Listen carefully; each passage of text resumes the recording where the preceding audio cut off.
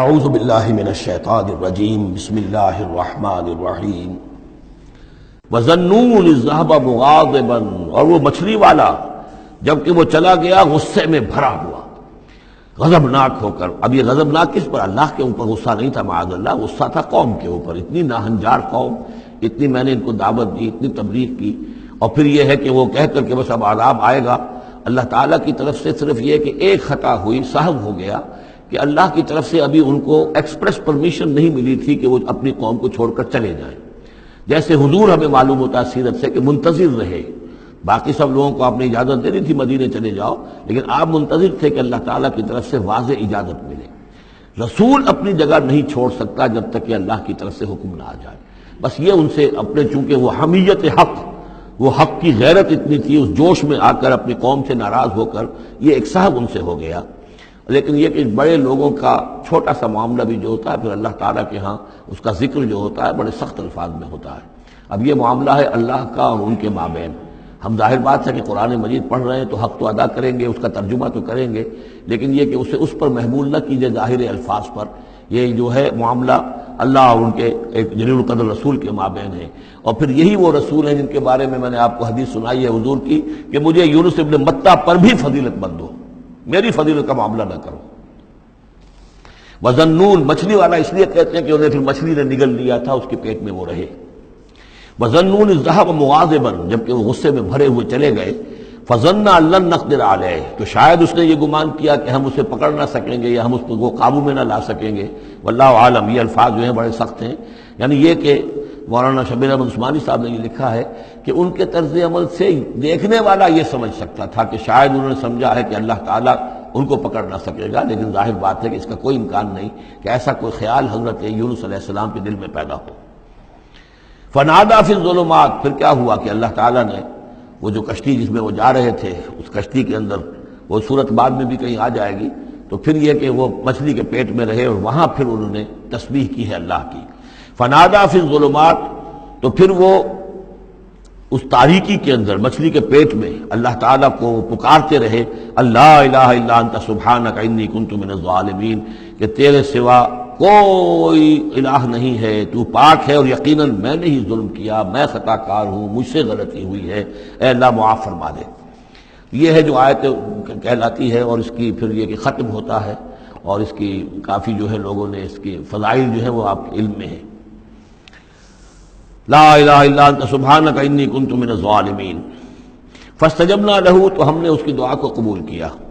ونجیناہ من الغم، اور اس غم سے، اس اندوہ سے، اس کرب سے اسے نجات دی۔ وکذالک ننجی المؤمنین، اور اسی طرح ہم نجات دیا کرتے ہیں اہل ایمان کو۔ وزکریا، اور زکریا کو، اذ نادیٰ ربہ، جبکہ اس نے پکارا اپنے رب کو، جو ہم پڑھ چکے ہیں سورہ مریم میں، رب لا تذرنی فردا وانت خیر الوارثین، پروردگار مجھے اکیلا نہ چھوڑ، میرے لیے کوئی ولی ہو، میرے کوئی اولاد ہو، وہ میرے اس مشن کو آگے لے کر چل سکے۔ وانت خیر الوارثین، یقیناً تو ہی بہترین وارث ہے۔ فاستجبنا لہ، تو ہم نے اس کی دعا کو سنا۔ ووہبنا لہ، اور ہم نے اسے یحییٰ، ہم نے یحییٰ جیسا بیٹا انہیں عطا کر دیا۔ واصلحنا لہ زوجہ، اور اس کے لیے درست کر دیا، صحت مند بنا دیا ان کی بیوی کو۔ انہم کانوا یسارعون فی الخیرات، یقیناً یہ وہ لوگ ہیں کہ جو بھلائیوں میں، نیکیوں میں بہت سرگرمی دکھاتے تھے۔ وَيَدْعُونَنَا رَغَبًا وَرَهْبًا، اور ہمیں پکارتے رہتے تھے، ہم سے دعائیں کرتے رہتے تھے، رغبت کے ساتھ بھی، توقع کے ساتھ بھی، اور رہباً، خوف کے ساتھ بھی، بین الخوف والرجاء، ہماری پکڑ سے اور ہماری مواخذے سے ڈرتے بھی رہتے تھے، اور ساتھ ہی ہماری رحمت کے امیدوار بھی رہتے تھے۔ وَكَانُوا لَنَا خَاشِعِينَ، تو سب کے سب جو ہیں ہمارے سامنے جھک جانے والے اور ہمارا خوف رکھنے والے تھے۔ آپ دیکھ رہے ہیں یہ گلدستہ جو ہے انبیاء کے ناموں کا۔ والتی احسنت فرجہا، آخری ذکر ہے، اور وہ خاتون یعنی حضرت مریم سلام علیہا، جس نے اپنی شرمگاہ کی پوری حفاظت کی، یعنی ان کی عفت و عصمت جو ہے انہوں نے اس کو پوری طریقے سے بالکل پاک دامن رہی۔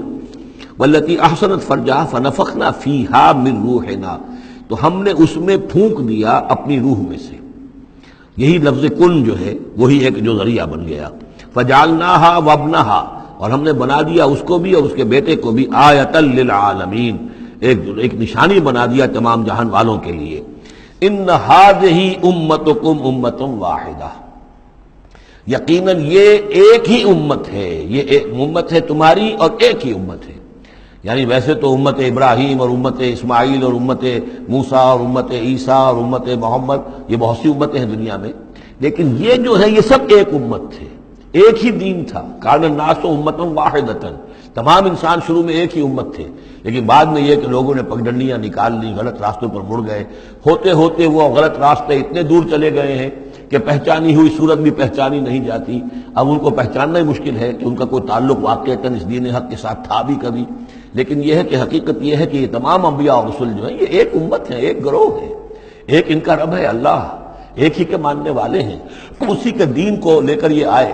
ہاں شریعتوں میں زمانے کے ارتقاء کے ساتھ ساتھ، حالات کی تبدیلی کے ساتھ، شریعتوں کے اندر اور تفصیلی احکام میں کچھ فرق واقع ہوتا رہا۔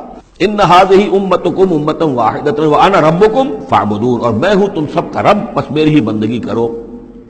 وتقطعوا امرهم بینہم، انہوں نے اپنے معاملے کو آپس میں ٹکڑے ٹکڑے کر لیا ہے، اڑائے کچھ ورق لالے نے، کچھ نرگس نے، کچھ گل نے، چمن میں ہر طرف بکھری ہوئی ہے داستاں میری۔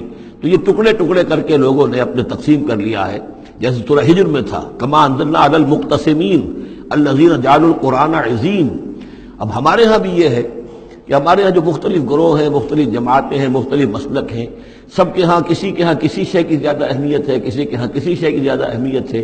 تو قرآن کو بھی اس وقت اس امت نے بھی گویا کہ تقسیم کر لیا ہے۔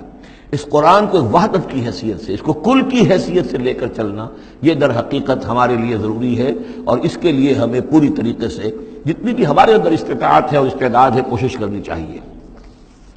وَتَقَطَّعُوا أَمْرَهُمْ بَيْنَهُمْ، اور انہوں نے اپنے معاملے کو آپس میں کاٹ پھینٹ لیا، تقسیم کر دیا۔ كُلٌّ إِلَيْنَا راجعون، یہ سب کے سب بالآخر ہماری طرف لوٹنے والے ہیں۔ فَمَن يَعْمَلْ مِنَ الصَّالِحَاتِ وَهُوَ مُؤْمِنٌ، تو جو کوئی بھی نیک عمل کرے گا بشرطے کہ وہ مومن ہو۔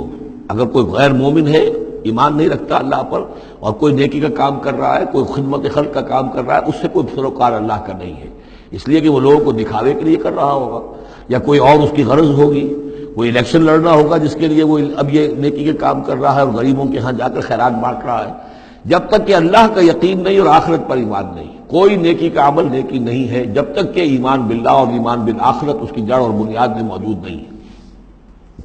فَمَن يَعْمَلْ مِنَ الصَّالِحَاتِ، تو جو کوئی بھی نیک عمل کرے، وَهُوَ مُؤْمِنٌ، اور وہ مومن ہو، فَلَا كُفْرَانَ لِسَعْيِهِ، تو اس کی سعی و جہد، اس کی محنت، اس کی جد و جہد، اس کی اثار، اس کی قربانی، اس کی وہ اکارت نہیں جائے گی، اس کی ناقدری نہیں کی جائے گی۔ اللہ تعالیٰ شکور ہے، قدر فرمانے والا ہے۔ وَإِنَّا لَهُ كَاتِبُونَ، اور ہم خود لکھ رہے ہیں اس کے سارے کام، اس نے میرے لیے یہ کیا، اس نے میرے لیے یہ کیا، میرے دین کے لیے یہ کیا، فلاں وقت اس نے یہ اثار کیا۔ وَحَرَامٌ عَلَىٰ قَرْيَةٍ أَهْلَكْنَاهَا أَنَّهُمْ لَا يَرْجِعُونَ، اور حرام ہو چکا ہے، مقرر ہو چکا ہے ہر بستی پر کہ جس کو ہم نے ہلاک کیا کہ اب وہ لوٹنے والے نہیں ہیں۔ اس کے دو معنی ہیں، ایک تو یہ کہ جن بستیوں پر اللہ تعالیٰ کی طرف سے عذاب کا گویا کہ فیصلہ ہو چکا ہوتا تھا، تو چاہے نبی آ گیا، رسول آ گیا، لیکن وہ لوٹنے والے نہیں تھے، اس لیے کہ وہ تو اتمام حجت کے لیے اللہ نے رسول تو بھیج دیا ہے، لیکن معلوم ہے کہ وہ کفر میں، شرک میں اتنے بڑھ چکے ہیں، اتنے آگے نکل گئے کہ لوٹنے والے نہیں ہیں۔ اور ایک یہ بھی ہے کہ جو بستی ایک دفعہ برباد ہو گئی پھر اس کے لوٹ کر آباد ہونے کا سوال نہیں ہے۔ انہم لا یرجعون، صدق اللہ العظیم۔